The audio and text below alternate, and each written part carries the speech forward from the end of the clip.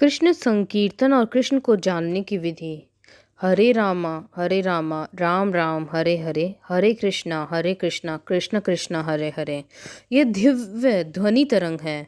हमारे मन रूपी दर्पण पर पड़ी हुई धूल को हटाने में यह सहायक होगी।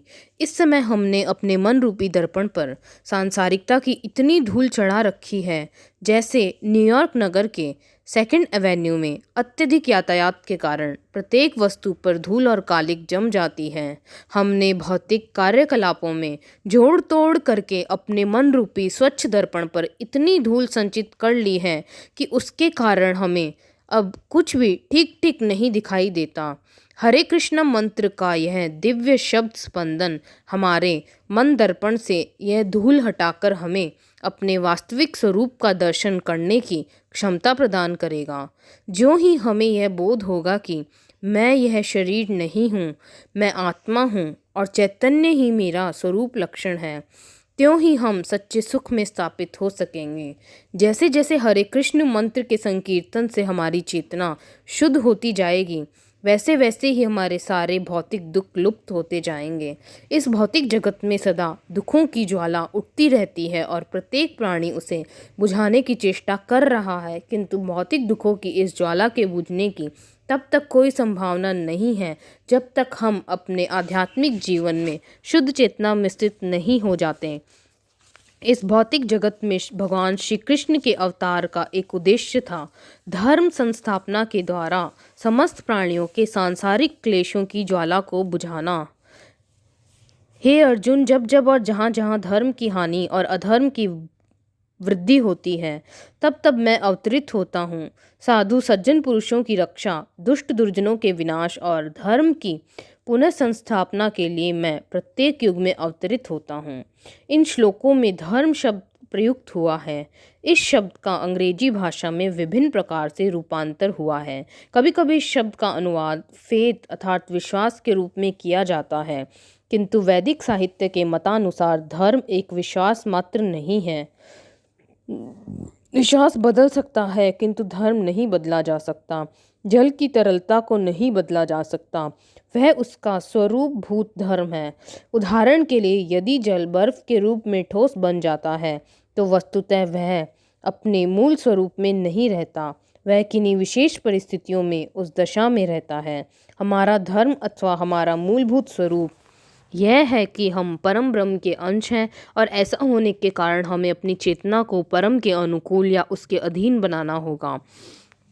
परम पूर्ण के प्रति हमारे इस दिव्य सेवा भाव का भौतिक संपर्क के कारण दुरुपयोग हो रहा है।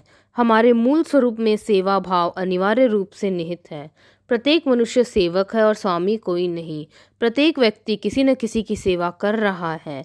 यद्यपि राष्ट्रपति देश का प्रमुख कार्यकारी अध्यक्ष है, तथापि वह देश की सेवा कर रहा है, और जब उसकी सेवाओं की आवश्यकता नहीं रहती तो देश उसको अवकाश दे देता है।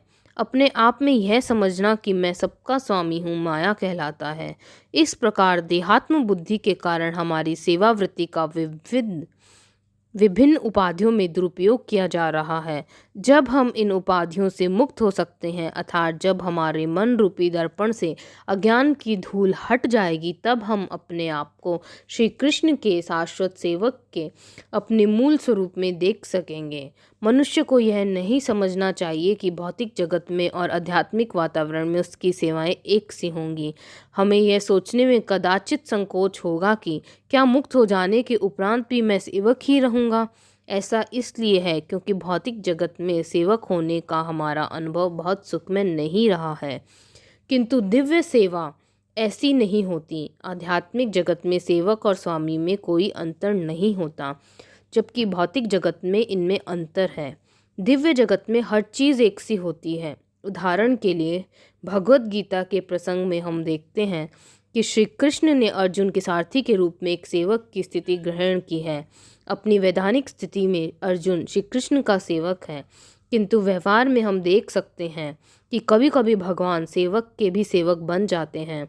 इसलिए हमें ध्यान रखना चाहिए कि हम अपने लौकिक विचार आध्यात्मिक क्षेत्र में न ले आएं।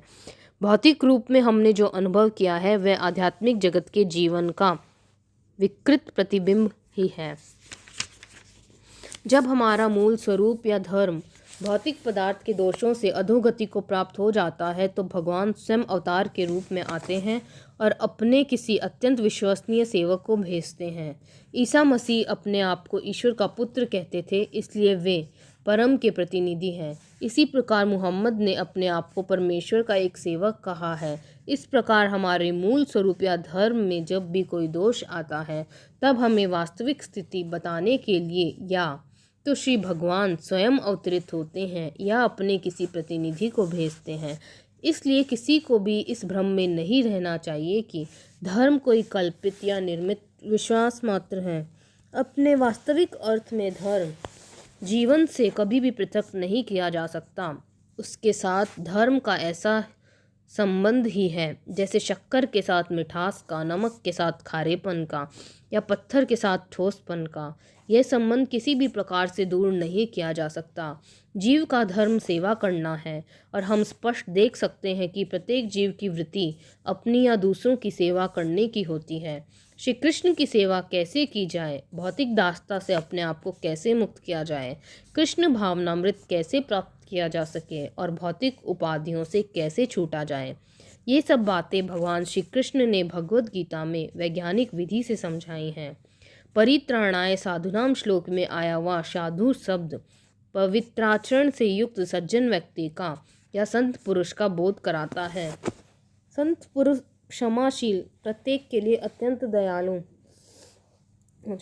समस्त प्राणियों का मित्र, किसी का भी शत्रु नहीं और सदा शांतचित्त होता है। एक सदाचारी पुरुष के 26 गुण होते हैं और भगवद गीता में श्री कृष्ण ने स्वयं निम्नलिखित घोषणा की है। यदि कोई व्यक्ति जघन्य से जघन्य कर्म करता है किंतु यदि वह भक्ति में रत रहता है तो उसे साधु ही समझना चाहिए, क्योंकि वह अपने संकल्प में अडिग रहता है। भौतिक धरातल पर एक व्यक्ति के लिए जो नैतिकता है दूसरे के लिए वही अनैतिकता है, और जो एक व्यक्ति के लिए अनैतिकता है वही दूसरे के लिए नैतिकता है। हिंदू विचारधारा के अनुसार मदिरापान एक अनैतिक कर्म है, जबकि पाश्चात्य जगत में यह एक सामान्य बात है और वहाँ उसे अनैतिक नहीं माना जाता। अतः नैतिकता समय, स्थान, परिस्थिति, सामाजिक स्थिति आदि पर निर्भर है, किंतु प्रत्येक समाज में नैतिकता और अनैतिकता की कुछ न कुछ धारणा अवश्य होती है। उपयुक्त श्लोक में श्री कृष्ण कहते हैं कि चाहे कोई व्यक्ति दुराचारी ही क्यों न हो, किंतु यदि वह कृष्ण भावना में स्थित है तो उसे साधु ही मानना चाहिए। दूसरे शब्दों में, पूर्व संस्कार के कारण यदि किसी में कुछ अनैतिक प्रवृत्तियां भी हों, पर यदि वह पूर्णतया कृष्ण भावनामृत में स्थित है तो इन दुष्प्रवृत्तियों को महत्व नहीं दिया जाना चाहिए। जो कुछ भी स्थित हो, यदि कोई कृष्ण भावना भावित हो जाए तो वह धीरे धीरे शुद्ध हो जाएगा और साधु बन जाएगा। ज्यों ही कोई व्यक्ति कृष्ण भावनामृत की ओर अग्रसर होता है, उसकी दुष्प्रवृत्तियां कम होने लगती हैं और वह साधुता की पूर्णता को प्राप्त हो जाता है। इसके संबंध में एक चोर की कहानी आती है जो किसी पवित्र तीर्थ स्थान की यात्रा पर गया। मार्ग में वह अन्य तीर्थयात्रियों के साथ रात्रि विश्राम के लिए एक धर्मशाला में ठहरा। चोरी करने का अभ्यस्त होने के कारण वह अन्य यात्रियों के सामान की चोरी करने की योजना बनाने लगा, किंतु फिर उसने सोचा कि मैं तीर्थ यात्रा के लिए जा रहा हूँ, अतः यह ठीक नहीं होगा कि मैं यात्रियों का सामान चुराऊँ। मैं ऐसा नहीं करूँगा। इस पर भी अपनी सहज वृत्ति के कारण वह अपने हाथों को वश में नहीं रख सका, अतः उसने एक यात्री का सामान लिया और उसे दूसरे स्थान पर रख दिया। इसी तरह दूसरे यात्री का सामान उठाया और उसे कहीं और रख दिया। वह रात भर विभिन्न सामान को विभिन्न स्थानों पर रखता उठाता रहा, किंतु अंतरात्मा द्वारा धिक्कारे जाने के कारण वह उस सामान में से कुछ भी नहीं ले सका। प्रातःकाल जब अन्य यात्री जागे तो उन्होंने चारों तरफ अपने अपने सामान को ढूंढना शुरू किया, किंतु उन्हें अपना सामान नहीं मिला। इसलिए वह बड़ा कोलाहल मच गया और अंत में एक एक करके उन्हें विभिन्न स्थानों से अपना अपना सामान मिलने लगा। जब सबको अपना अपना सामान मिल गया तो चोर ने सही बात बताई। सज्जनों, मैं व्यवसाय से एक चोर हूँ। रात को चोरी करने की मेरी आदत हो गई है। आपके थैलों में से मैं कुछ चुराना चाहता था, किंतु मैंने सोचा कि चूंकि मैं एक पवित्र तीर्थ स्थान को जा रहा हूँ अतः चोरी करना असंभव है, इसलिए मैंने आप लोगों का सामान इधर से उधर तो कर दिया है पर चुराया कुछ नहीं। कृपया मुझे क्षमा करें। चोर की इस कहानी का उद्देश्य दुष्प्रवृत्ति का स्वरूप दिखाना है। यद्यपि चोर अब चोरी नहीं करना चाहता, तथापि पुरानी आदत के कारण कभी कभी ऐसा कर बैठता है। इसलिए श्री कृष्ण कहते हैं, जिसने अपनी दुष्प्रवृत्ति से दूर रहकर कृष्ण भावनामृत की ओर अग्रसर होने का निश्चय कर लिया है, उसे साधु ही समझना चाहिए। चाहे पुरानी आदत के कारण या संयोगवश वह कभी कभी अपनी असत प्रवृत्तियों के सामने झुक जाता हो। अगले श्लोक में श्री कृष्ण कहते हैं, वह शीघ्र ही धर्मात्मा हो जाता है और स्थायी शांति प्राप्त करता है। हे कुंती पुत्र, निडर होकर घोषणा कर दो कि मेरा भक्त कभी नष्ट नहीं होता।